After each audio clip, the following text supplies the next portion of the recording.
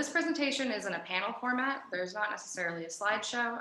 It's more of a conversation style, but we still encourage you to ask questions. Now I'll introduce our moderator, Cheryl Orr from Faegre Drinker. Thank you, Cheryl. Sure. Thank you, Amelia. And thank you, everybody, for joining us. And thanks to the ACC for hosting. We are doing a panel style today, although the materials that were distributed are a full slide deck.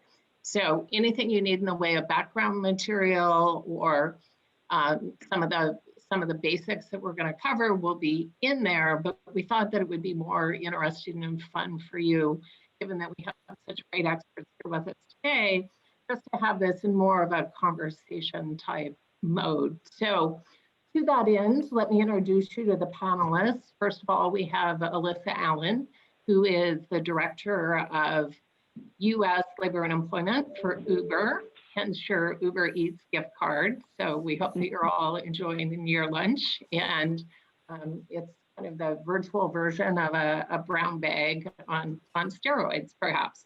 So Alyssa is in charge of the legal advice and counseling at Uber, as well as managing all their litigation. So that's a big, big job. And she has been in-house for a number of years at companies like Salesforce and Juniper Networks and Cadence Design Systems. And prior to that, she was at Latham Watkins, and then ultimately was a founding partner of Carruthers, Carruthers, DeSanti, and Frudenberger.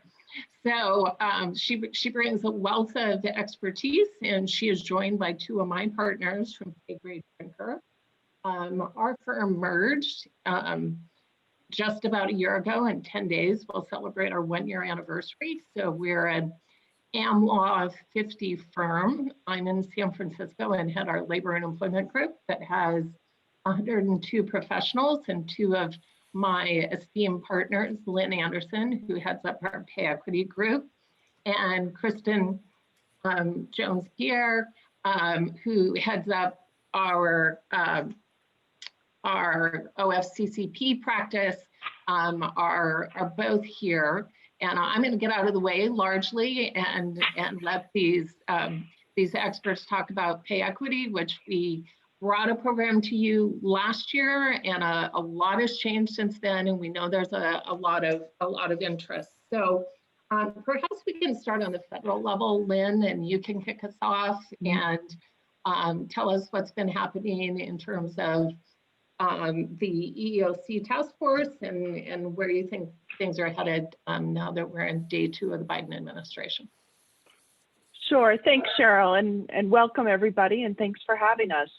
So it's important to kind of understand what's going on at the federal level because that's really the background for what's happening with the California pay data reporting law. At the federal level, as many of you know, this started in the Obama administration with the EEOC doing pay data collection for the 17 and 18 years. It started in 2016. And a little inside the Beltway discussion, this was really spearheaded by Jenny Yang, who is now under the Biden administration probably going to be, and Kristen can tell us whether it's been formalized, rumored to head up the OFCCP. And it was really her push while she was an EEOC commissioner under the Obama administration to go out and gather pay data to put into the EEOC sort of more formalized statistical analysis, and with the purpose to gather this for enforcement, really. So as you all probably know from hearing about this, when Trump was elected, that was put on hold. There was a lawsuit to compel the collection to continue. The judge ordered that to continue. And interestingly, while the Trump administration's EEOC was basically contesting that lawsuit, they said, we really shouldn't collect this data because we're not really sure it's reliable, and we're not really sure about the utility of the data that we're collecting. And so, but the collection continued, and now the EEOC is sitting on this bank of pay data for 2017 and 2018. So they've commissioned a study. The slide deck that Cheryl mentioned has more details, but that study is going to continue through the end of 2021. And it is in August, the EOC commissioners unanimously said, we're committing, we're not going to do anything with that data until sometime in 2022. A little bit more inside Beltway is Cheryl Burrows was just announced this morning under Biden. She's now going to be the EEOC chair. And in October, she was speaking at a conference at NYU. And in her remarks at that conference, she said that collecting pay data is something that she believes absolutely has to be done for purpose of moving the needle on pay equity. So, we anticipate that what comes out of this will be recommendations in terms of, even if they can't necessarily use the existing data, there will be recommendations of how they can better collect pay data on a going forward basis. And we'll talk a little bit more at the end of the session in terms of what we're seeing and what we anticipate the Biden administration is going to be doing with regards to pay equity. Yeah, and so of course we'll also drill down on the state level, but Alyssa, your responsibilities and the other in-house counsel that are on the line extend nationally. When we're in a little bit of a limbo period, how proactive are you seeing other in-house counsel being in terms of collecting the information? We are collecting the information for the EEO2. We are not doing much on the California collection at the moment because we just aren't sure what the guidelines are or what it is they're looking for. Sure. I'm hoping they mirror one another. That would be ideal. Doubt they will, but that would be probably too much to hope for. But we are trying to collect the pay data for the EEO2. Got it. And Kristen, in the meantime, what's the government doing with the information that they have? So from a government contractor perspective, the OFCCP under former Commissioner Lee said that they were not going to use the data that's been collected. They said it wasn't necessary to accomplish their mission. And that's because the OFCCP has been very aggressive from an audit perspective in collecting more detailed compensation related data. So if a federal contractor or subcontractor is subject to an audit, they have to provide very detailed compensation information that's specific to an individual, along with a lot of other columns and factors for the OFCCP to consider on a much more detailed and specific analysis. So for a lot of the reasons that we've talked about that the OFCC that the EEO1 component 2 data is not all that useful because it's aggregated. They don't have that when it looks to audits from the OFCCP. So they've basically said they're not going to be looking at that information that's been collected. But of course, going forward, as Lynn mentioned, with Commissioner Yang coming on to the OFCCP, which is, I think it hasn't been formally announced, but she's been listed on the list as being part of the Department of Labor, that she will be taking over that slot. Certainly because she spearheaded the EEO1 component 2 data, we certainly expect to see that come back for federal contractors as well. And in fact, before component 2 data was transferred over to the EEOC, it bounced around in the OFCCP for some time, that there was a lot of talk about contractors having to proactively provide compensation data, and it just never got to finish, which is why it was transferred over to the EEOC. So when we see Commissioner Yang at the OFCCP, we're not only expecting audits to continue in full force with respect to compensation, but there may even be perhaps an opportunity that she may raise again to collect it more proactively for federal contractors as well. Alyssa, do you find when you were collecting this for the 17 and 18 data, and now the format in which you're forced to pull the data for the component 2, one of the criticisms has been from employers is this was really if the point of this, as Commissioner Yang said way back when, was so that employers could kind of self-audit and pick up if there were any trends in terms of pay inequities. Do you find that in this format it's really helpful to you in which you're compiling data in the government categories and pay bands? That's a great question. Not at all. We do our own internal pay equity analysis in our own way, in the way that we think is best, to try to find any negative trends that we need to correct. And the collection of the component 2 data is entirely separate from that. There's really not any overlap. We're just doing it because we're required to do so. And we're assuming with the new administration that it's all going to come back to life. So we're preparing for that. But it's not, again, we do our own separate analysis that's actually useful to us. And on those separate analyses, do you set up a separate privilege analysis for that sort of deeper dive? Absolutely. It's a separate work stream, separate project name. It's a different deal, all privileged. Yeah, and that's something that we do as well in terms of what we recommend to clients, because that's really where you get to understand what's happening. And then if you need to implement remedial action, and that's something that obviously, may not want to share how the sausage is made, right, in terms of disclosures. Yeah, that's exactly right. And I think it's really best if companies can figure out for themselves the right way to make the sausage and slice it. And we know what we need to look for. We know where we have potential hotspots within the company that we need to monitor and keep an eye on. And I think this sort of one size fits all approach that the government has is just not very productive. And, another criticism when there were the hearings is if the intent of this is to help employers be able to spot where there may be inequities, because this really doesn't serve that purpose. If employers could look at it and say, oh, I have no problems, I've checked the box and I move on. So, it really is kind of counterproductive on a couple different ways. But yeah, I completely agree. I mean, it may be that some companies fall into a false sense of security because they prepared the data the way that the government has asked them to prepare it, and they're missing some areas that might need a further deeper look. So it could be quite problematic, I think. I mean, if there are companies that don't do any analysis, then sure, I guess the government analysis is better than none.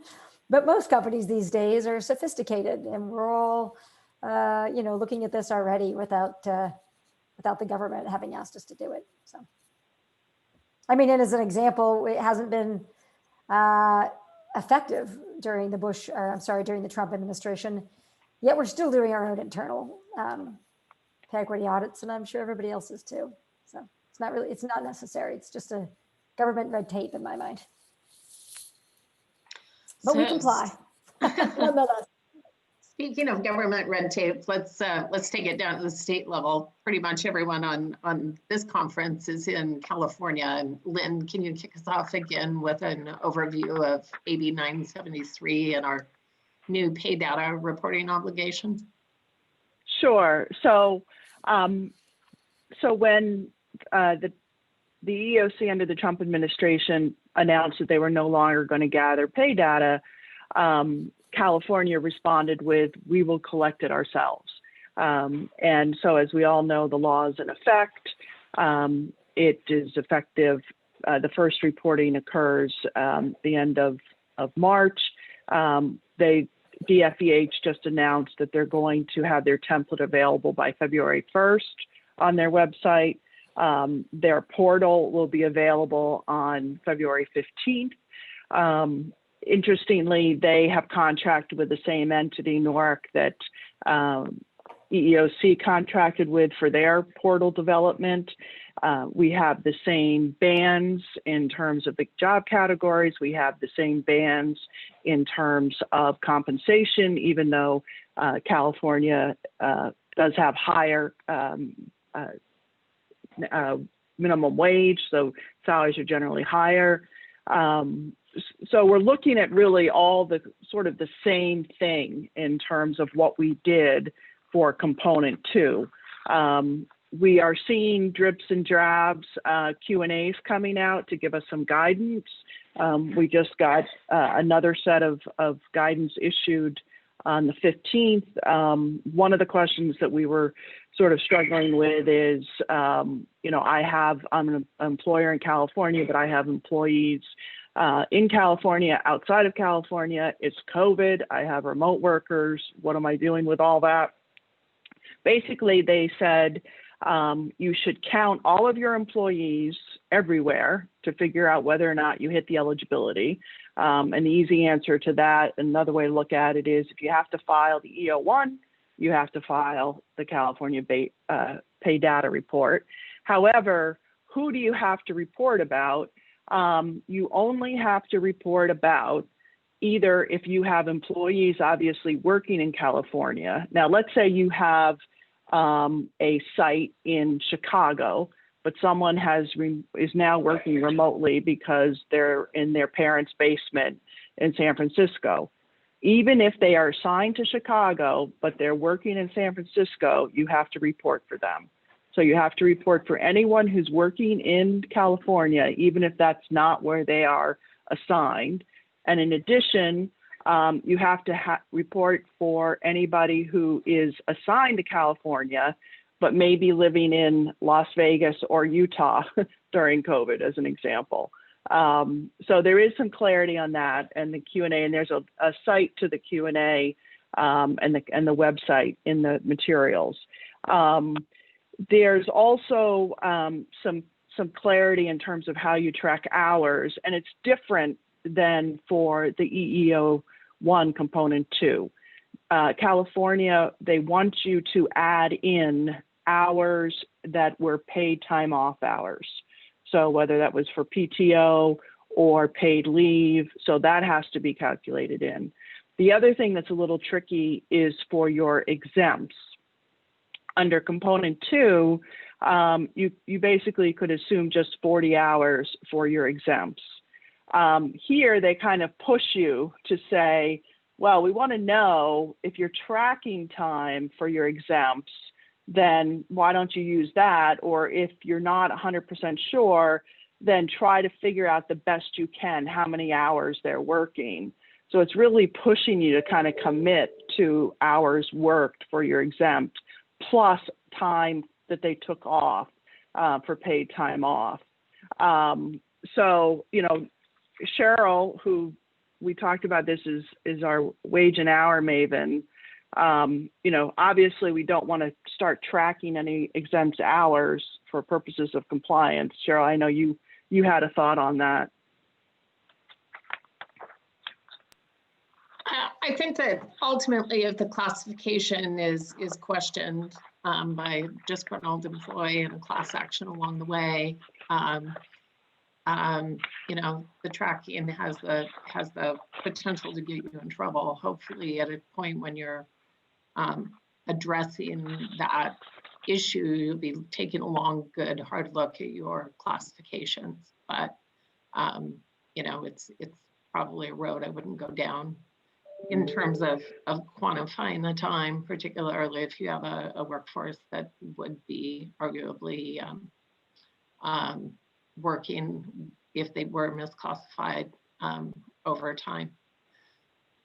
Lynn, we have a question to the extent you haven't already answered it. How would you identify who is assigned to California when you have a remote workforce? So what they have some reference in the guidance. So if you already are filing EEO1 reports and where you have identified that employee, what organization you've identified that employee for prior EEO1 reports is where they like to see them now.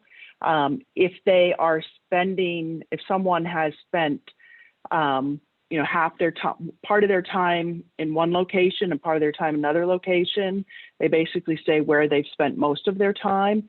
They actually have a reference in the Q&A that says, but hey guys, by the way, we don't want you to reassign someone outside of California just to avoid reporting them. And also I know this is a time where a lot of us have done some restructuring and reorganization. So if you have assigned remote workers to a specific location for purposes of looking at warrant counts and things like that, that might be a guidance if you haven't otherwise assigned them for consistency. A few other things that are different that you may want to take note of for the component versus the component 2. And I would also say that in the Q&A, they expressly say that they want you to use the form that they're creating, and they're not going to accept the formatting that you may be using for the component 2. And they say because we have a little bit difference in terms of what we're asking for, one of which is in California, obviously, in gender, there's 3 components, right? There's male, female, and non-binary. So that's a difference than your component 2 form. They also say that the EOC is not collecting component 2 data for this year, so it won't be useful. And in addition, and this is something that I'm not sure if it was in the materials, but it's not box 1 on the W-2. It's going to be box 5 on the W-2 in terms of compensation data. So those are some of the things that are different.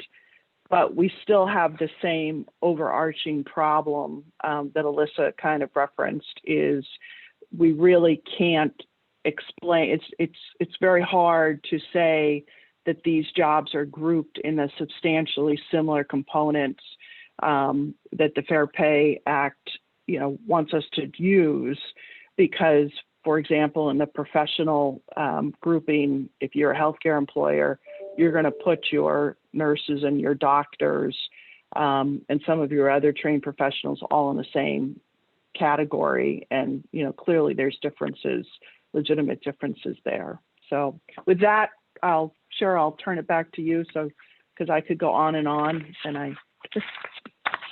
No, you're generating a lot of questions, and if we got time, we'll go back to them. Alyssa, any practical tips you want to share in terms of the pay data reporting obligations? And I'm not sure if I have any practical tips. I'd like to throw it out the window, but I just think it to really. I think it's most important for a company to do their own investigation, if you will, and see what's going on. That's how you're going to prevent litigation. That's how you're going to keep employees happy. There's a lot of reasons why it's important to do that. In terms of the government requirements, it's to me a check the box issue. I also wanted to note, I thought Elizabeth Allor just posted a question. I thought, that's a great question. How do you address pay disparities that may be attributed to the employee having been hired in a lower labor market in a different location, although now they're working in California? That is a great question. I think it's one of those things where it's going to be a red flag, I guess, and the government's going to ask you about it, and then you're going to have to explain. Is that right, Lynn? Or do you have any suggestions on what to do there? Yeah. So there are a lot of areas where you're going to have red flags. Someone could have been demoted during the year, promoted. They could have been, there's a lot of things. There is an option on the form where you can include explanations.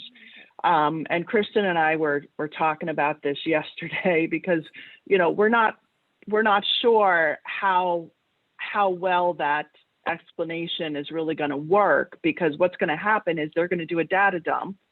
They're going to do an analysis, and then they're going to spit out where there's red flags, and then that will be what triggers an audit. And when they look at your explanation, there may be some manpower issues, and maybe that explanation will say, well, we'll put these guys to the side and not put them at the top of the pile for an audit.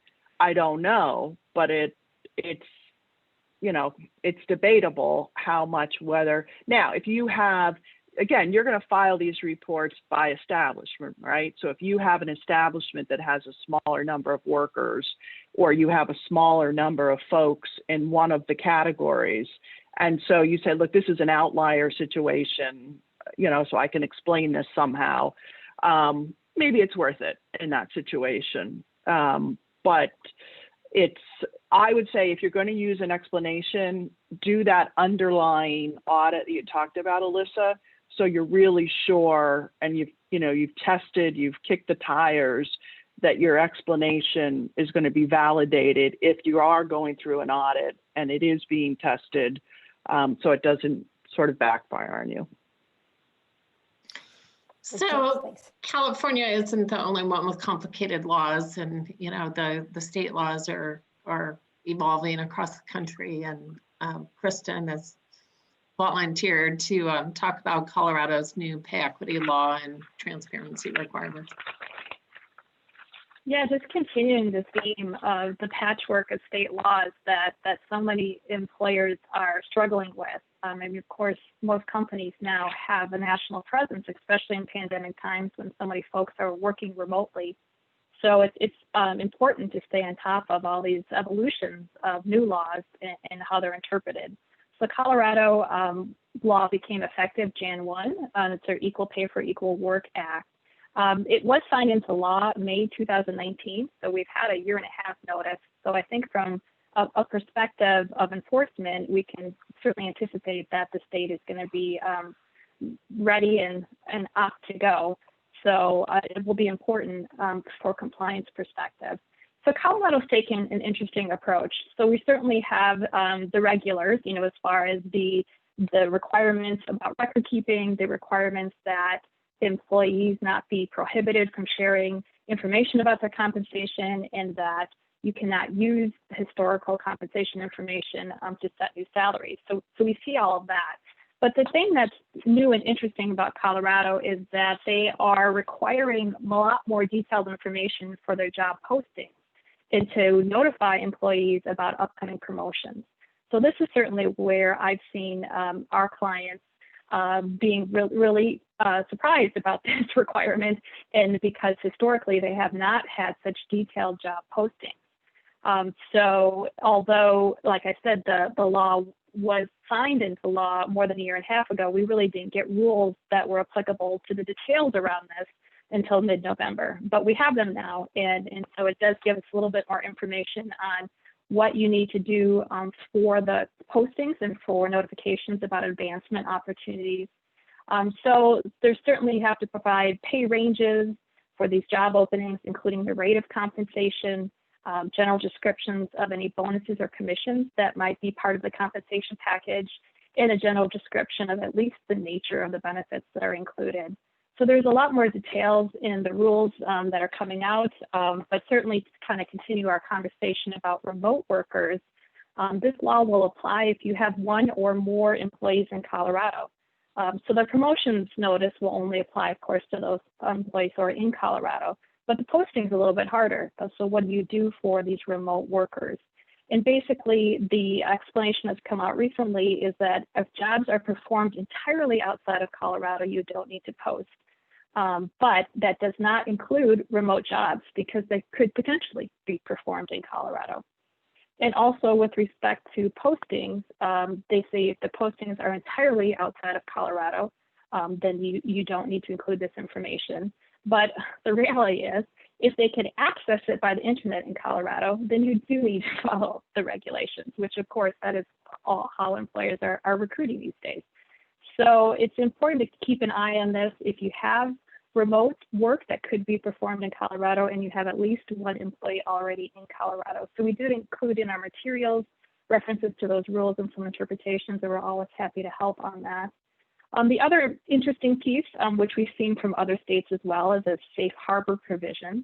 So the potential outcome for the remedies that could exist are not only a complaint with the State Department of Labor and Employment, but also employees can bring a private cause of action and seek back wages, liquidated damages, and attorney's fees. So that starts to be very appealing to plaintiffs' attorneys. So although there'll be defenses, for as far as differentials between genders, it's with the compensation, kind of the typical list of issues that you could look to: seniority or merit, production quality, geographic location, which can be so key, as we just talked about, education or training or experience, or if travel is a requirement as well. So there'll certainly be explanations for that. But the safe harbor provision provides that if you can demonstrate good faith and that you had a reasonable belief that your compensation system was not discriminatory and in compliance with the law, then you won't be subject to liquidated damages.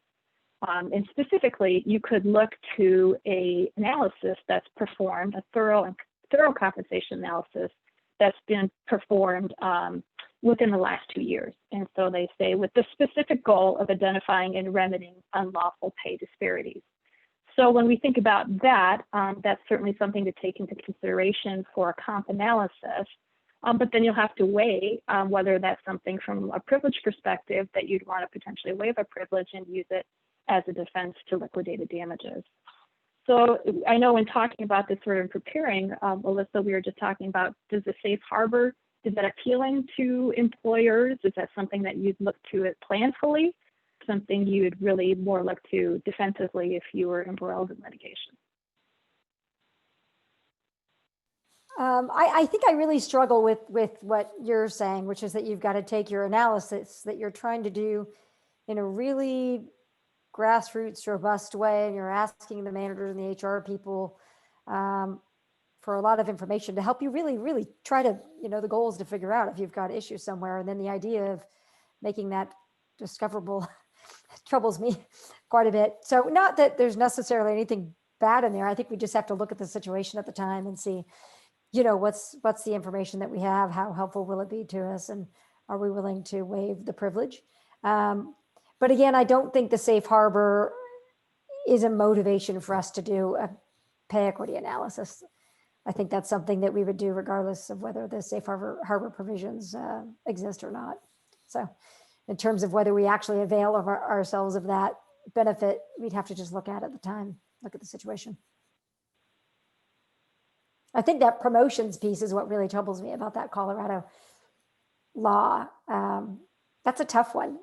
And I even wonder when you say on remote work, if it could be done from Colorado, then you have to list it. But what if you put in your rec, this job can be done remotely except from Colorado? I mean, not that we would do that.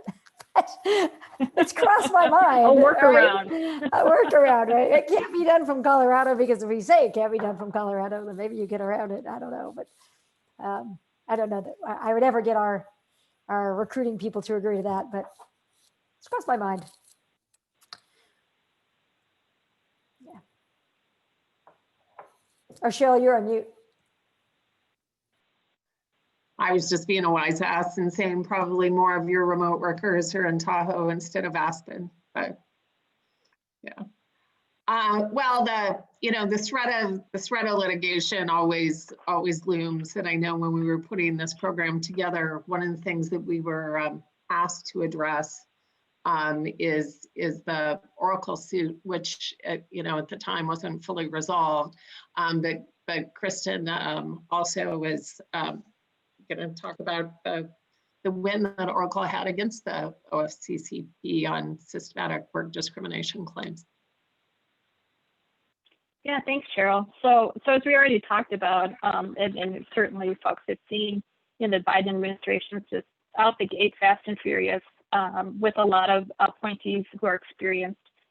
And we talked about Commissioner Yang joining the OFCCP from the EEOC, and we're certainly expecting that compensation data is going to be the focus of audits. And that's where the Oracle case came from, is that from an audit perspective, if a federal contractor is audited by the OFCCP, the contractor or subcontractor then has to provide, as I mentioned, very detailed compensation data for the employees that are in the affirmative action plan that's under audit. And as we kind of talked about with Alyssa more systemically, like thinking about your compensation, most companies think of that as very holistically across the nation. You may have some geographic differences, but one of the odd things about the OFCCP audits is it's very siloed. It's really directed at the affirmative action plan that's at issue. So you get kind of a disjointed compensation review sometimes because it really is just focused on this one particular area. So we've seen the OFCCP over the years, particularly beginning with the Obama administration, really spend a lot of time drilling down into compensation with a fair amount of success that we're continuing to see. Like, for example, in fiscal year 20, the OFCCP collected over $35.6 million, a fair share of that having to do with the compensation piece. Some of that, of course, still coming out of the Obama administration. So the reason why the Oracle case is particularly of interest is because there's not a lot of case law that comes out of the OFCCP. They really only average filing maybe 5 or so cases a year, and this case had been going on for quite some time. It reached the complaint stage in 2017, but that was a run-up of a lot of years of battling back and forth between the contractor and the agency with respect to this audit. There's a long history having to do with discovery and all kinds of things. But the reason why this was such an important case is because we finally got to a conclusion of things that we had been pounding the table about for many years with the OFCCP, is that they seem to have kind of missed the thread for a theory of a case when they're talking about compensation analysis. And they really got away from the Title VII systemic discrimination requirements, where you have to show an actual pattern or practice of disparate treatment, and that you need to point to a policy or practice on some sort of causation of the discrimination. And the OFCCP was very, very much along the lines, and still is in audits, focused on the multiple regression analysis of the data and some initial indicators, and kind of forgets to bring that back to a theory of a case about what's going on in this company. So there's a big part of the case had to do with that there was just a failure to show, a failure to prove the legal requirements for this type of claim. But ultimately, it did come down to, interestingly enough, a battle of the experts. And the ALJ found that the OFCCP's experts did not stand up to scientific scrutiny and was unreliable. And one of that had to do with just applying the multiple regression analysis to employees that were not similarly situated. And they did not take into account all of the important factors that would go into predicting salary. So it's really important to take into account your expert, and really to spend some time crafting an analysis that's defensible, and that's from a statistical perspective is significantly supported by that data. So that's something that we look to with the experts that we work with, and how critical it is to put together your analysis so that's reliable and defensible. And that's something that just, I think, really fell apart for the agency's perspective. And this was also on the heels of another case the year before, which was, again, a bounty to us. A number of cases in this space, the Analogic case that came out in March in 2019 had very similar themes. But certainly Oracle really slammed the door hard on the agency to the tune of a 238-page decision, going through a lengthy trial and talking about a number of issues with respect to the experts at issue. So that was a very important case. Craig Lean, who was the director at the time, decided not to appeal and dismissed the case. And for the reasons that they said was they didn't think they could prevail on appeal, and also that they felt like they had changed their methodology of analyzing compensation to correlate with the Oracle decision. So that would be grand, but we'll have to wait and see. And of course, now we have a very different commissioner who's going to be at the helm. And she certainly does understand how Title VII works coming out of the EEOC. So it should be very interesting to see where we go from here. And we'll continue to follow this very closely. And I think there's going to be a lot of action with the OFCCP audits in this space.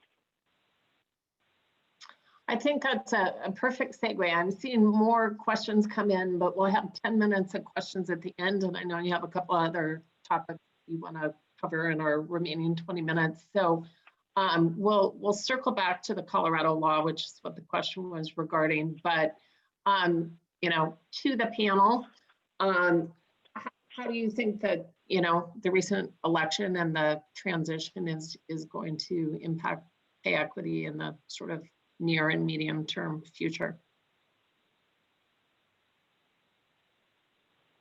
So Cheryl, if you don't mind. Go ahead. So we only have to look at the Biden campaign website, and there's the Biden agenda for women, and his first bullet point is equal pay. So I think that says it all, right? But there's repeated reference there to all sorts of initiatives to close the wage gap. And by the way, these also tie in and are repeated in his agenda to achieve racial equality. So, but there's going to be, there's a commitment to reinstate pay data collection. So check that box. in terms of what we've been talking about and pay transparency efforts. There's going to be increased funding commitment for the EOC, the OFCCP, the Justice Civil Rights Division. There's talk of he lists federal ban on salary history for setting wages, which we're almost at anyway, because I think, we have something like 36 states now that have that.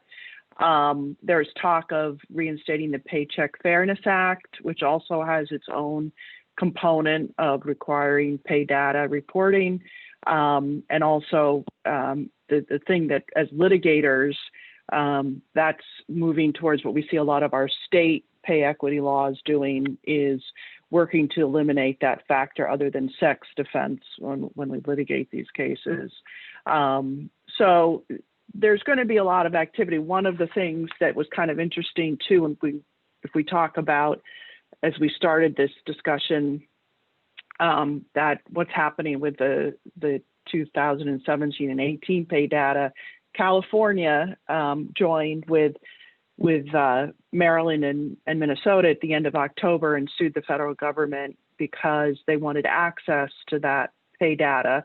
Apparently, the EOC regularly gave the states this kind of data, but back in April of 19, for the first time, the EOC basically said, we're not giving this to you anymore, and adjusted its free sharing to limit it to, we'll give you certain information related to charges if they're filed against companies in your state. I'm pretty sure now that we have Charlotte Burrows as going to be the chair, she can probably just reverse and open the pipeline to have that information come in. So I think that lawsuits go away. So, there's going to be probably a tremendous amount of activity. Maybe some good news out of this, we all are dealing with a patchwork of state laws in terms of pay equity. And when we do our audits for multi-state employers, it's really a little crazy in terms of how we, work this out. And so we basically go to the lowest denominator in terms of, substantially similar, how wide we catch it in terms of the protected characteristics, because some states cover 15 protected characteristics, most of which you'll never be able to self-identify for. So maybe a little bit of uniformity would be a nice thing in some ways. But those are some thoughts that I have to share. Kristen, are we going to go back to some of those same regulations we saw under the Obama administration? Yes.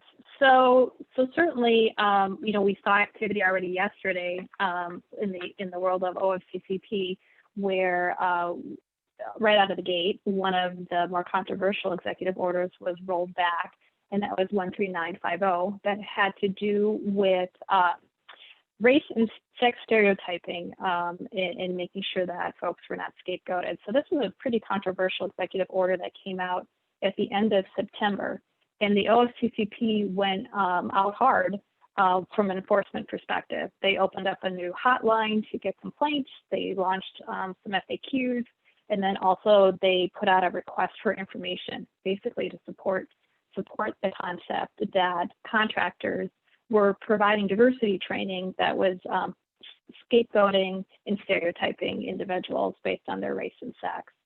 So there was quite a flurry of activity, I'll have to say, in that time period, where a number of federal contractors were trying to interpret what the very vague executive order was pointing to. Even with the FAQs, it was hard to know, and what to do with their ongoing diversity training, some of which is required by state law. So it was very difficult to figure out how to move forward. So litigation came out hard too, right out of the gate. There were class action lawsuits that were filed in the District of Columbia and the Northern District of California, which then at the end of December led to a nationwide preliminary injunction, at least for the sections that applied to federal contractors and federal grants. So right after that, then Craig Lean, the former director of the OFCCP, announced that they had some focused reviews they were planning for diversity initiative training that they were not going to be doing. and that the investigations that were coming off that hotline, about 200 or so, were halted and likely probably be dismissed and administratively closed. So even before the inauguration yesterday, things were shutting down almost as quickly as it got started. But President Biden did roll back that executive order yesterday as one of his first actions with the flurry of executive orders she saw go out yesterday. That was one of them. But it should be interesting now to see, because similarly at the end of the Obama administration, there were a number of executive orders that were put out in this space and then rolled back when President Trump came, his administration started. So now we're watching those to see if some of those might come back. And there's a fair pay and safe workplaces executive order that could come back. As folks might recall, it had to do with having to report violations of labor laws if you were looking to be a federal contractor. Again, that detailed paycheck transparency concept. And then also no mandatory pre-dispute arbitration agreements would be permitted for Title VII and sex harassment claims. So we're watching to see if that one might come back. And also, I think we can expect more enforcement of President Obama's Executive Order 13672, which prohibits discrimination for gender identity and sexual orientation against federal contractors. You saw an executive order came out yesterday that extended that to agencies. So that's one that hasn't gotten a lot of attention during the Trump administration. So something that we certainly will likely see more activity around. And then some of the religious executive orders that came out during the Trump administration, now we'll see if perhaps some of those get rolled back. So it really is difficult when there's such a gridlock from a legislative perspective, because we see a lot of these executive orders come out because they can work for federal contractors. That's a situation where you can almost kind of design the federal contractors, and President Obama did say, as the ideal employer. So where they may have that success in having legislation pass through, we see it come out for executive orders and other regulations that apply to federal contractors and subcontractors. So it'll be very active and interesting, as always. Yeah, and I would add to that, Jocelyn Samuels was just named vice chair, and she had spent time at the Williams Institute, which is dedicating her time to really legal theories and practical solutions to advance folks in terms of attaining equality for gender equality, but also sexual minorities. And then before that, I think she was at Justice for HHS, but she had done a lot in terms of equality, in terms of access to healthcare for the LGBTQ community. So that's clearly, I think, something we're going to hear a lot more about than we did in the last 4 years. And one area, too, I think we might see is perhaps in EEO-1 reports or where federal contractors are required to ask applicants and employees to self-identify for different protected classes. But right now, there are only 2 gender options, which is male and female. So that's something certainly, and we see in Colorado now with their EEO-1 component 2 data, there is an opportunity for an alternative. So I certainly would expect that to be addressed at the federal level. And perhaps even asking folks to self-identify from a federal contractor perspective, what their sexual orientation or gender identity in a different way. So those are all things that are not currently data that's being gathered. So I would look to see that might change. Sure. So there's certainly a lot to think about, and one of the questions that's been posed is an excellent one, and I'm gonna throw it to all of you, but maybe starting with Alyssa. Given everything that we've been talking about, are we seeing any trends in companies voluntarily and publicly disclosing pay equity information data in their annual report or as a standalone diversity report? Yeah, that's a terrific question. And I was thinking about it when we were talking about the privileged nature of the analysis that we do.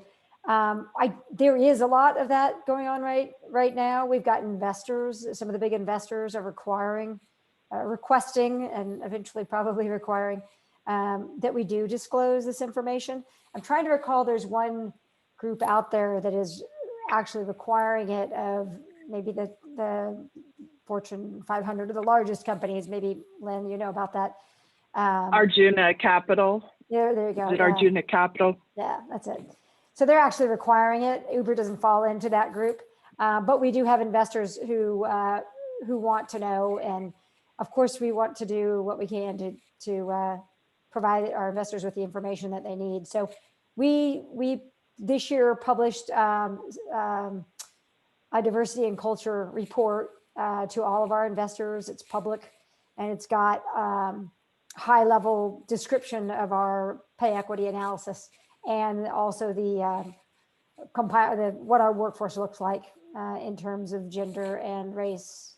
So that is definitely where we're going. And I can say, as in-house counsel, we get pressed. We've been getting pressed more and more as the year has gone on from our business folks and our investor relations and our media people to divulge more and more of that information. And luckily, it's good information. So we're doing well in those categories. So we're happy to provide it. The lawyer in me just is always concerned about setting a precedent, because what if the numbers aren't so good next year? And now we've told everybody we're going to publish this. Why wouldn't you publish it next year? So I think there's obviously some risk of that, but it's all the more reason why our own internal controls and our own internal analyses that we do are so important, because we have to get it right. We have to get it right. So I think it makes it all that much more important that we take care of it on the front end. We're talking to a lot of companies after the events of this summer that are really looking to be bold in terms of demonstrating a commitment to justice, internal justice on the basis of gender, race. And the one thing is, I had a company that came to me yesterday and said, "Oh, we just did a town hall, and here's the slide we put out there, and we announced that we're going to commit to 50% hires, for this level and above, and all these." And so, number one, quotas are still technically unlawful.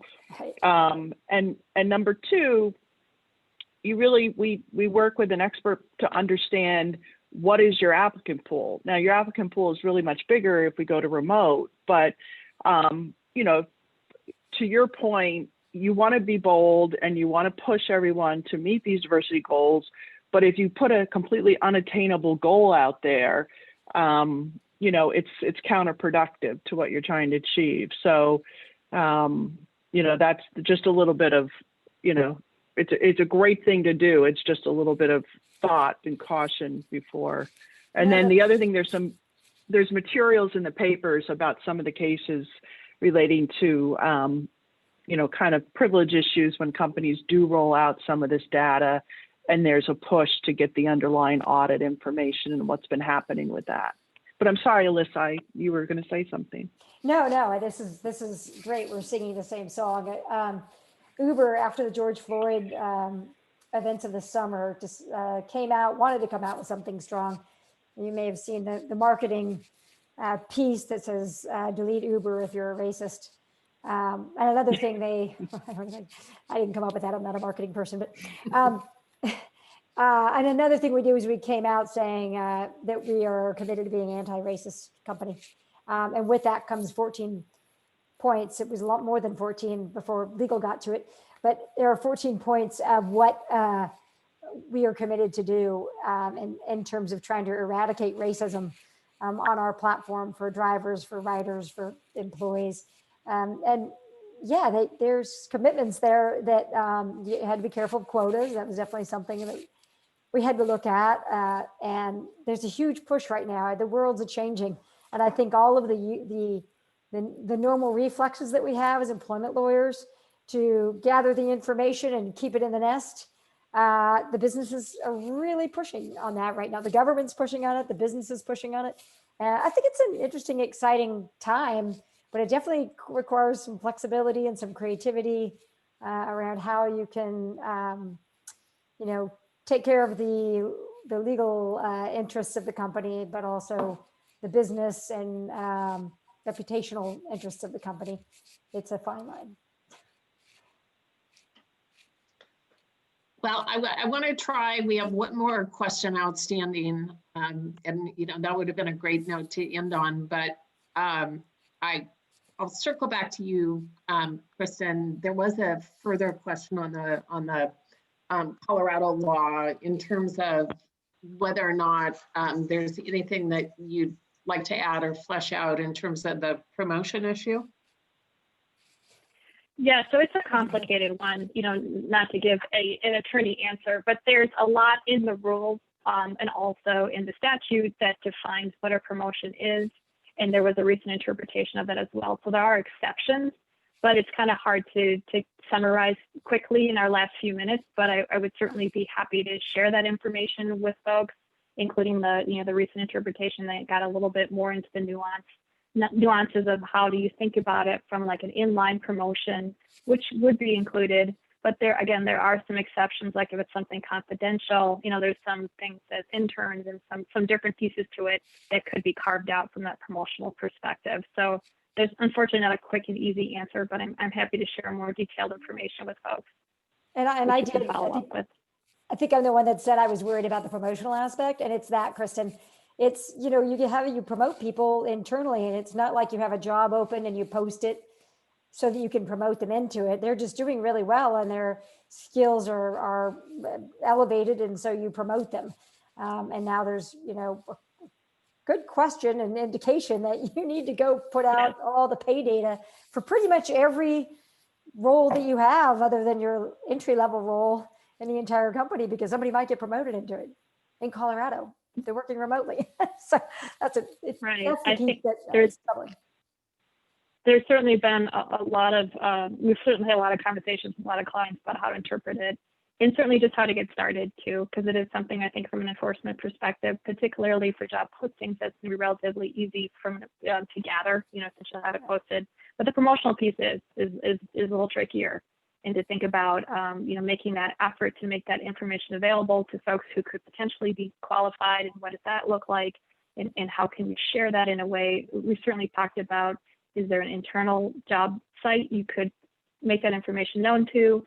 Are there kind of workarounds so you can work towards compliance with that? And like I said, there's all this information that's coming out kind of at the end of the day.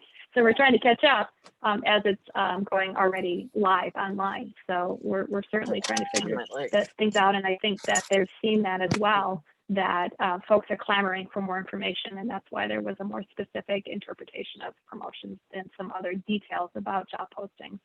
So Kristen, I'll be calling you next week so we can get creative together. It sounds like you're deep in the woods in this. Happy to help. Happy to help. So Alyssa is right. This is an exciting time, and we are at the top of the hour. It looks like we've answered the questions that you posted, but our contact information is for all four of us is available in the materials, and if there's any follow-up, I'm sure we'd be happy to answer and help you out. So thank you very much to the panel, and thank you to the ACC.